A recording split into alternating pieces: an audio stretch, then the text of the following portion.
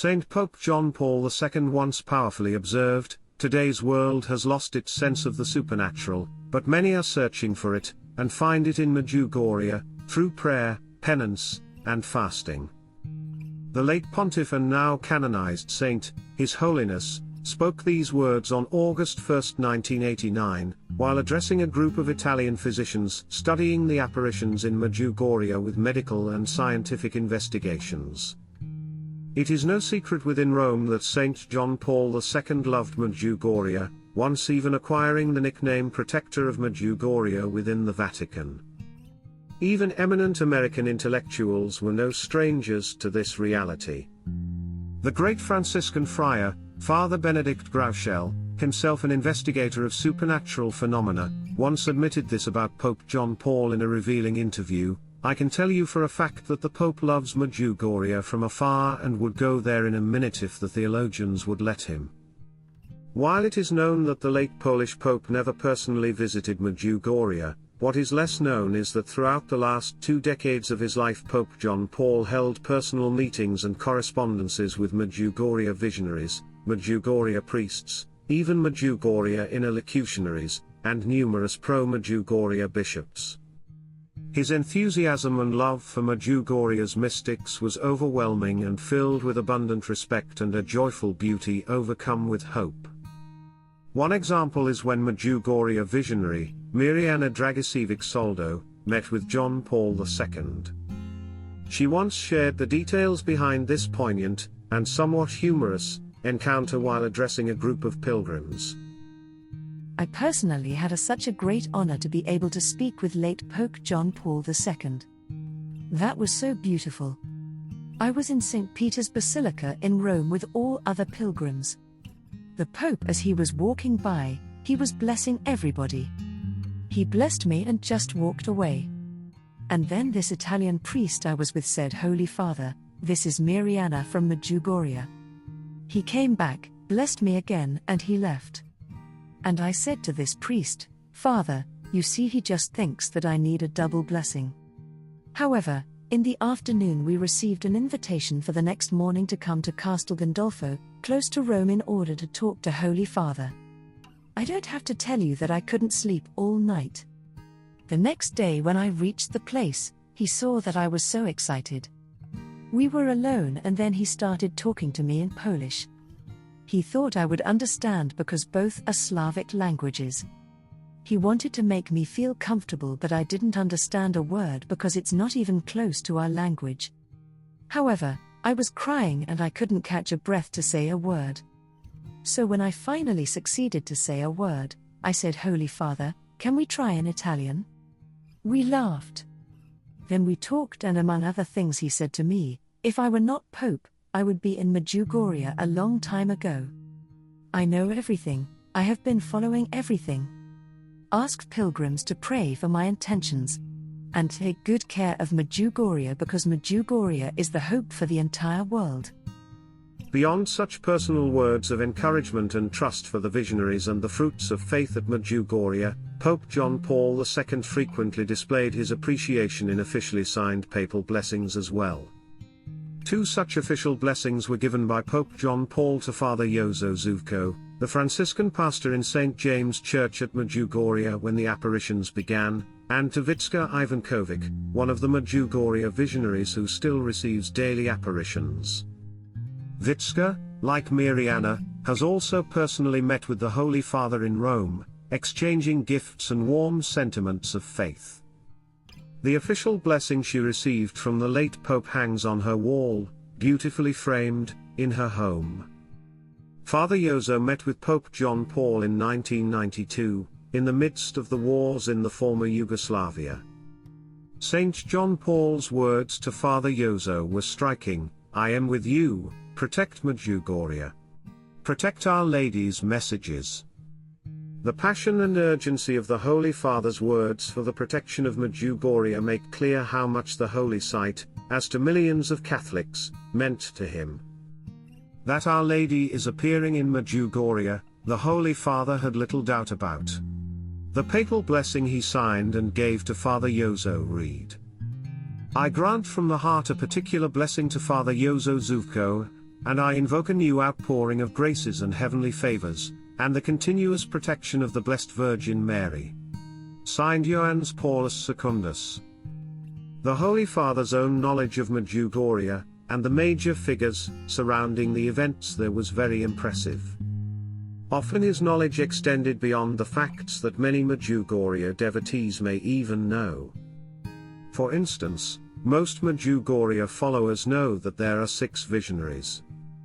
However, fewer may know that, in addition to the original 6 children who reported experiencing apparitions of Our Lady in 1981, 2 also reported experiencing interior locutions, the mystical grace of seeing and hearing Our Lady in an interior way, through the heart, especially when in prayer.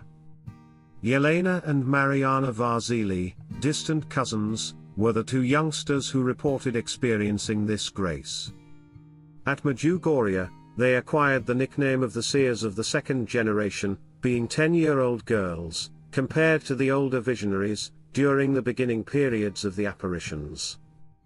Of course, such idiosyncratic distinctions, between young mystics who received apparitions and those who received inner locutions, while perhaps a bit perplexing to many observers, were no problem for John Paul II to discern. He didn't miss a beat.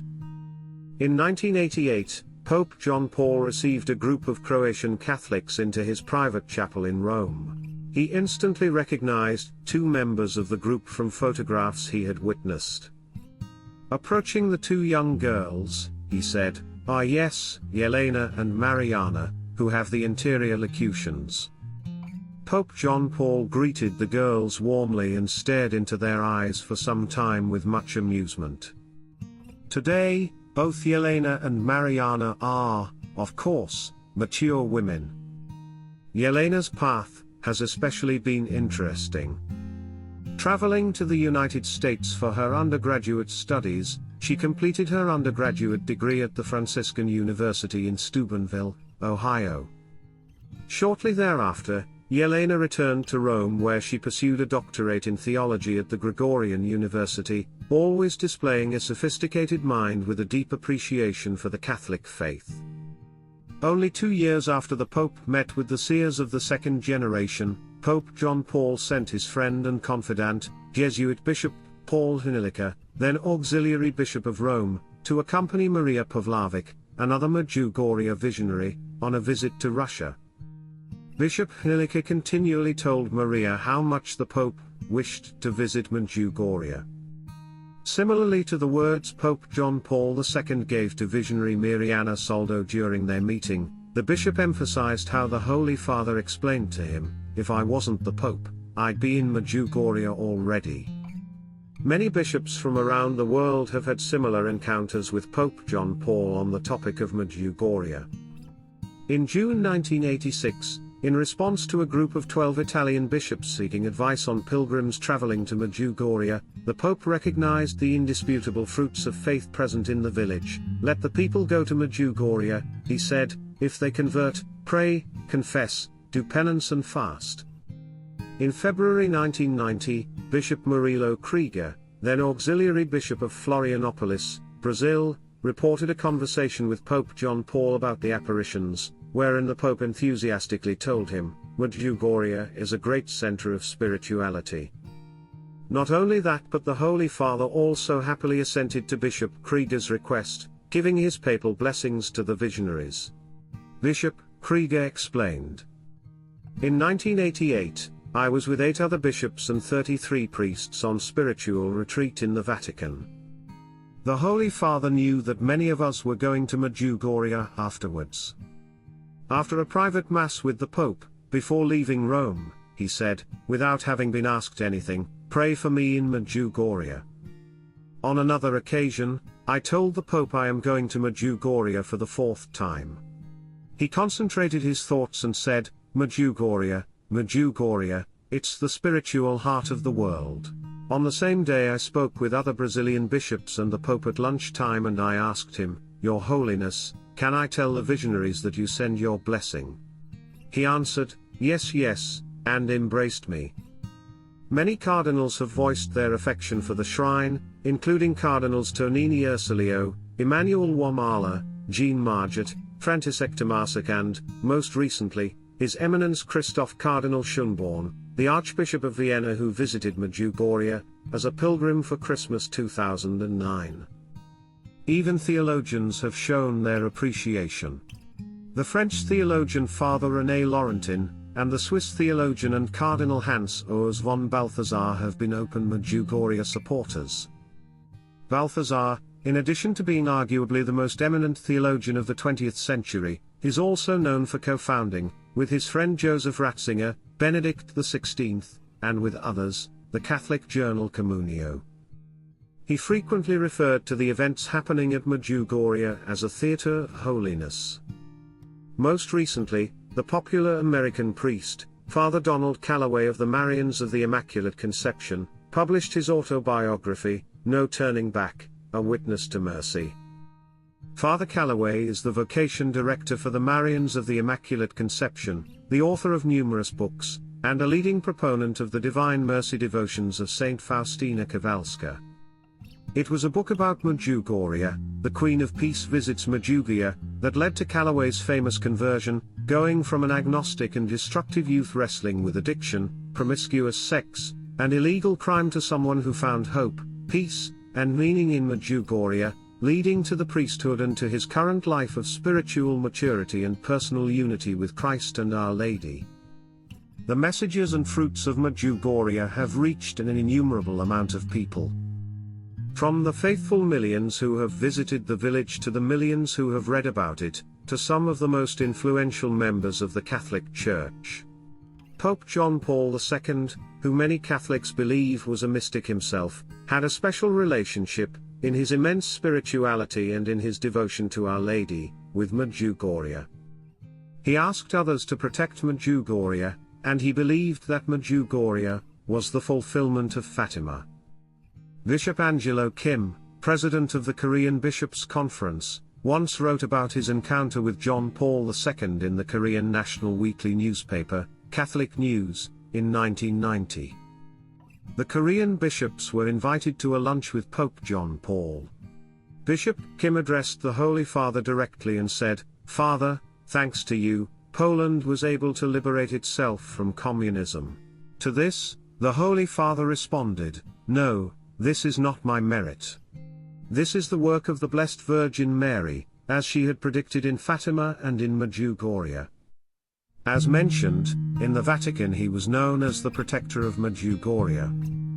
In reality, this relationship was mutual. According to the testimony of the Medjugorje visionaries, on May 13, 1982, on the anniversary of the Fatima apparitions and on the occasion of an assassination attempt on John Paul II's life, Our Lady said, "His enemies tried to kill him, but I have protected him."